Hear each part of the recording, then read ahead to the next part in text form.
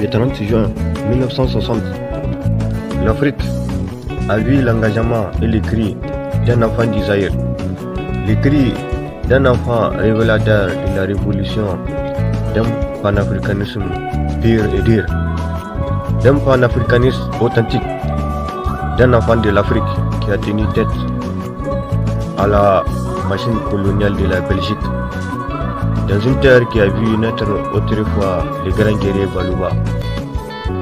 En effet, comme dans la plupart des États africains qui n'ont pas capitulé à l'aube des indépendances, la République démocratique du Congo a eu le privilège de partager les rêves et la dévotion d'un enfant de l'Afrique, d'un panafricaniste qui a révélé les torrents de révolte qui a jadis habité l'Afrique durant la pénétration coloniale. Il s'agit en effet d'un enfant de l'Afrique qui a résisté vaillamment à la sauvagerie de ces loups originaires de l'Occident, de ces loups originaires de la Belgique, qui n'ont jamais hésité à chanter comme à vanter les valeurs d'une civilisation en déclin, les valeurs d'une civilisation altérée par une longue pratique coloniale et meurtrière, les valeurs d'une civilisation qui était loin d'avoir dit son dernier mot sur les sangs sucés par cette dernière durant la barbarie de la colonisation. Il s'agit en effet d'un enfant de l'Afrique qui s'est révolté avec la tête haute et la foi inébranlable, avec un temps révélateur d'un idéal qui a résonné comme une musique dans les cœurs du Zaïre comme dans toute l'Afrique. Il s'agit en effet d'un panafricaniste africain qui a tenu tête à une meute de loups originaire de l'Occident épaulée par les moutons Mobutu. Une meute de loups qui n'ont jamais cessé de sucer le sang de l'Afrique. Une meute de loups qui n'ont jamais cessé de revendiquer les acquis de la colonisation. Une meute de loups qui n'ont jamais cessé de sucer le sang du Zaïre comme de toute l'Afrique.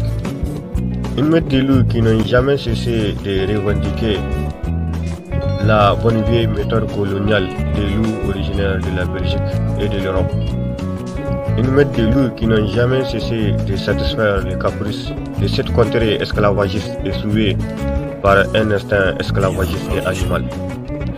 Je suis un enfant du Sahel et je suis sûr que si seulement les droits de l'homme tant vantés et chantés n'étaient pas un slogan, il n'y aurait plus de moments aussi sanguinaires que la guerre civile qui a succombé la Côte d'Ivoire pour éjecter les panafricanistes qui fut Laurent Gbagbo. Il y aurait plus de moments aussi embarrassants que les face-à-face du criminel politique qui fut Nicolas Sarkozy avec le président Tanja. Il y aurait plus de moments aussi meurtriers et ingrats que l'assassinat lâche et cruel de ces héros sacrifiés dans les camps de Tchad après avoir combattu vaillamment pour elle durant la Seconde Guerre mondiale.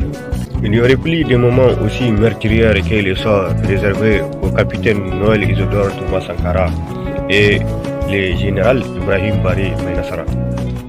Il n'y aurait plus de moments aussi désespérants que la migration des enfants de l'Afrique vers l'Europe, vers les réconforts risquants et incertains.